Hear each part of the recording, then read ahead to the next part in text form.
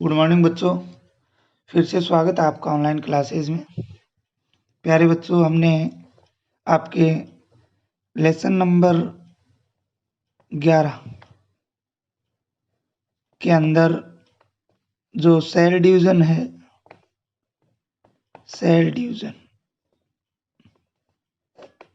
कोशिका विभाजन, कोशिका विभाजन के अंदर मैंने आपको 3 प्रकार इसके बताए थे।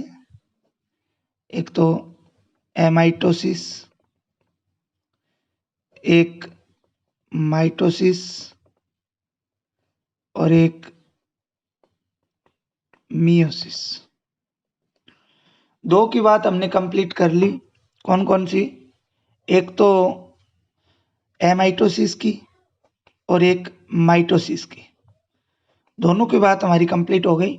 अब हमारा रहा है मियोसिस, अर्थात अर्धसूत्री विभाजन। अर्धसूत्री विभाजन, तो आज हम इसी की बात करते हैं, अर्धसूत्री विभाजन की, कि अर्धसूत्री विभाजन जो है वो क्या होता है। मियोसिस। देखिए प्यारे बच्चों, हमने माइटोसिस पढ़ा था, समसूत्री विभाजन, पीछे वाले वीडियो के अंदर समसूत्री विभाजन। इससे पहले हमने असूत्री विभाजन पढ़ा था, असूत्री विभाजन। देखिए असूत्री विभाजन के अंदर मैंने आपको बताया था कि जब सेल जो होती है वो विभाजित होकर 2 कोशिकाएं बनाती है। एक सेल विभाजित होकर कितनी कोशिकाएं बनाती है? 2 सेल। तो असूत्री कौन सा होगा? हमेशा एक कोशिका विभाजित होकर 2 कोशिकाएं बनाती हैं।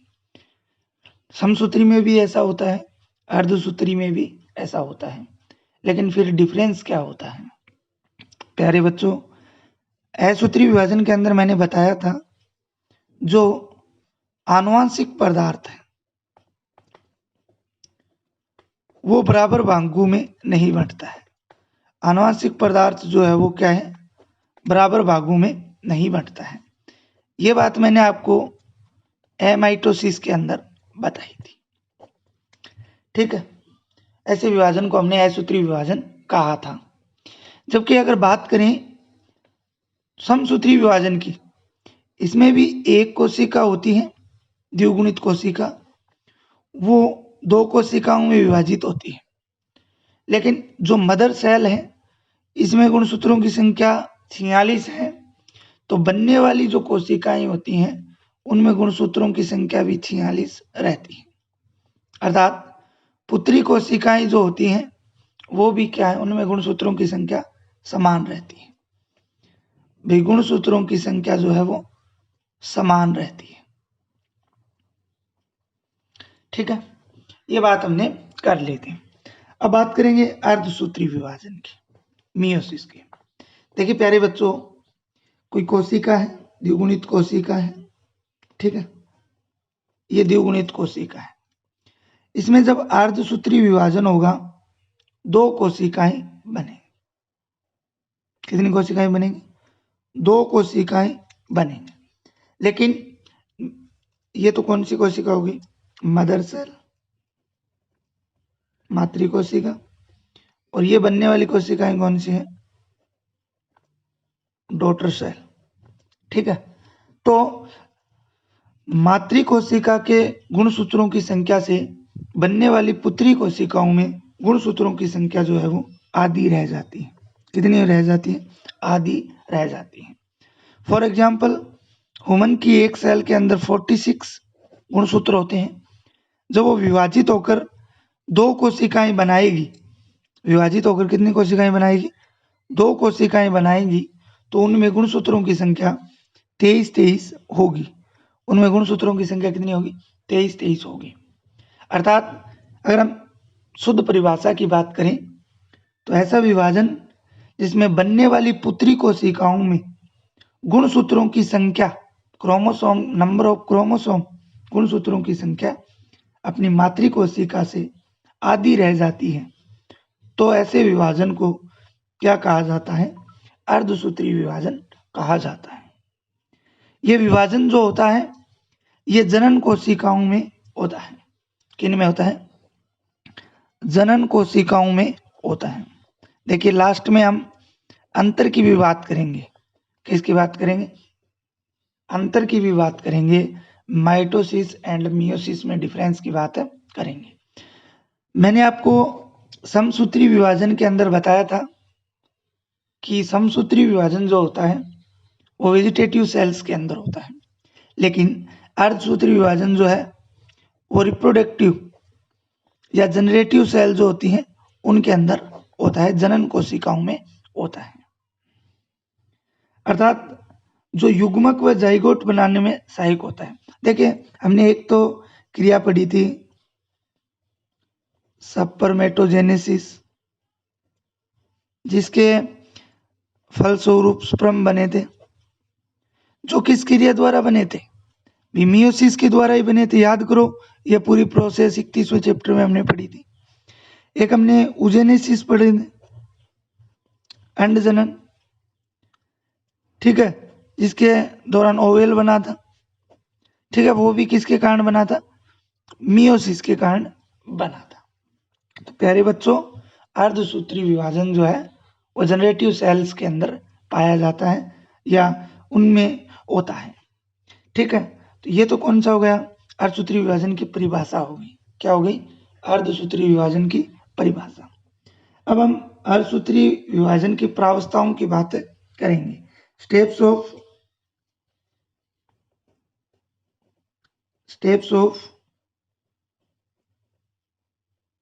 meiosis, steps of meiosis।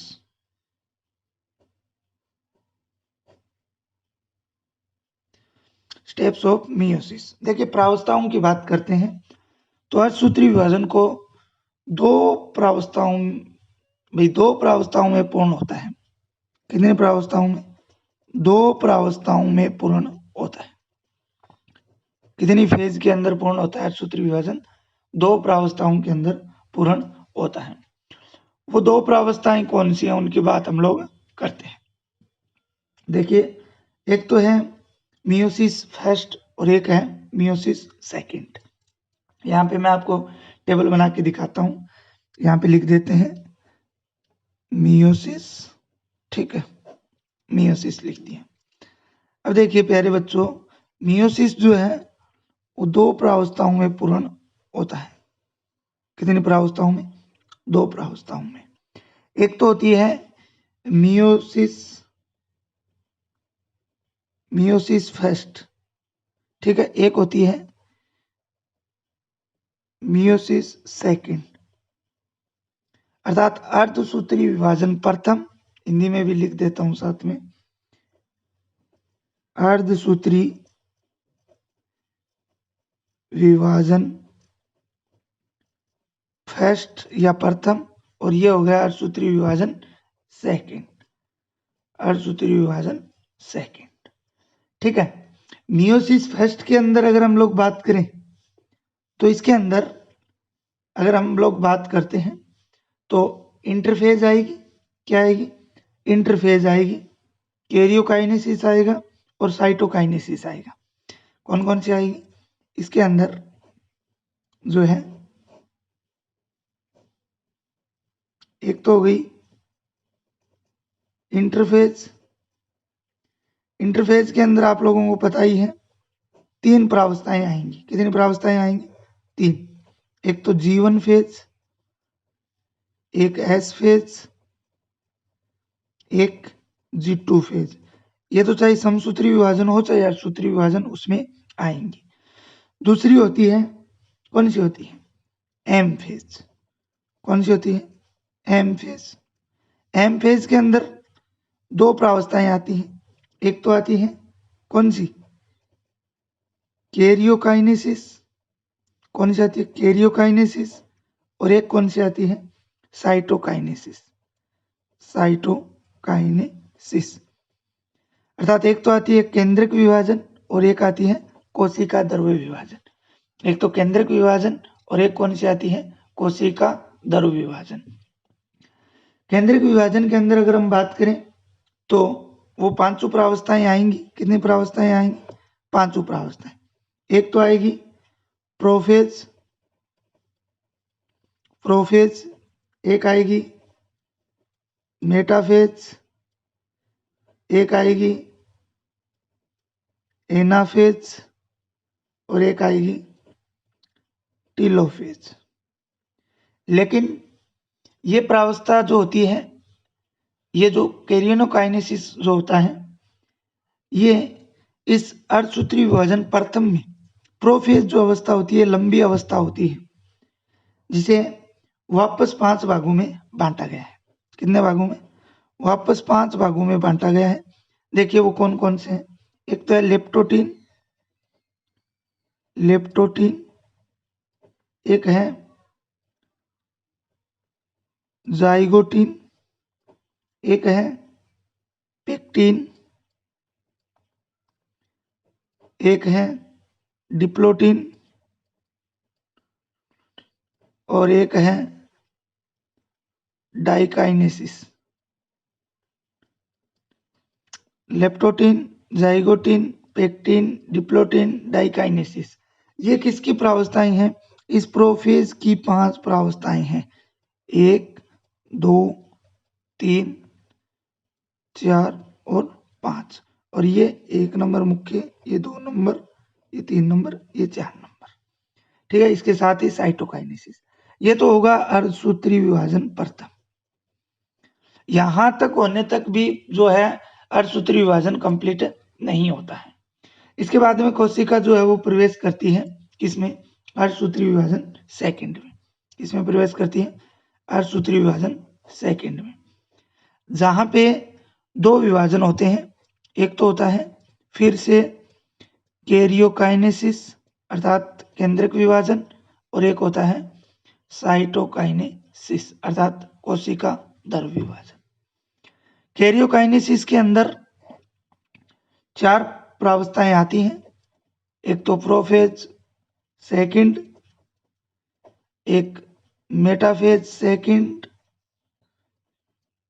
एक एनाफेज सेकंड, वही प्रावस्थाएं होंगी, सिर्फ सेकंड नाम लगाना है, और एक टीलोफेज सेकंड। पूर्वावस्था, मध्यावस्था और पश्चावस्था और अंत्यावस्था ये आती हैं। और साइटोकाइनेसिस आपको पता ही है किस प्रकार से होता है। तो ये हम पूरा अर्धसूत्री विभाजन के अंदर ये स्टेप जो हैं वो कल वाले वीडियो के अंदर पढ़ेंगे। आज के लिए इतना ही। धन्यवाद।